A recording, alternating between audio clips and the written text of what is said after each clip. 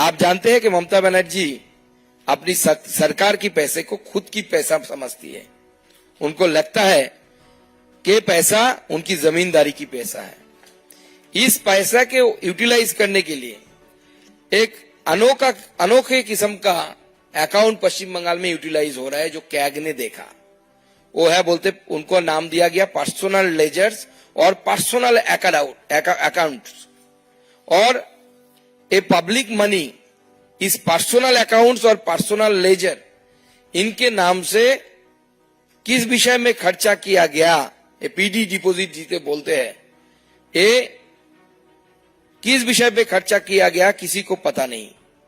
और जानते हैं कि पश्चिम बंगाल में, आप सबको पता होगा, पश्चिम बंगाल की जो फाइनेंस रूल है, वेस्ट बंगाल ट्रेजरी रूल जिसे बोलता जाता है, पीडी अकाउंट्स इसलिए खोला जाता है कि किसी प्रोजेक्ट का काम चल रहा है, उस प्रोजेक्ट का पैसा आप पीडी अकाउंट्स में काम के लिए ले जा सकते हैं, और काम खत्म होते होते फाइनेंशियल ईयर एंड तक वो फंड जो आप पीडी अकाउंट में कंसोलिडेटरी फंड से लेके गए हैं, वो फिर से वापस उस कंसोलिडेटरी फंड में चले आना चाहिए।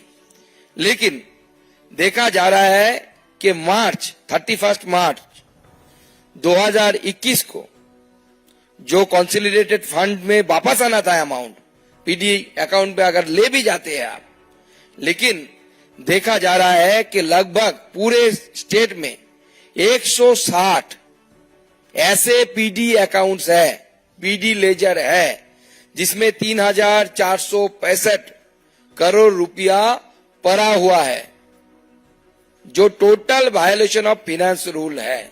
और ये पब्लिक मनी है, और पब्लिक मनी परे रहने का मतलब जनता की पैसा लूटे जाने की कोशिश है, लूटने की कोशिश है। और अगर एक कैग रिपोर्ट्स को ध्यान से देखा जाए, पैसा लूटने के लिए हर जगह पे ममता बनर्जी की सरकार के द्वारा कोशिश किया गया। और एक कैग रिपोर्ट ममता सरकार के मुंह पर एक तमाचा है कि जो खुद को ऐसा मानते हैं कि उनके जैसा ऑनेस्ट पॉलिटिशियन बंगाल में क्या पूरे भारतवर्ष में नहीं है। ममता बनर्जी का खुद का मानना है, उनका पार्टी का मानना है।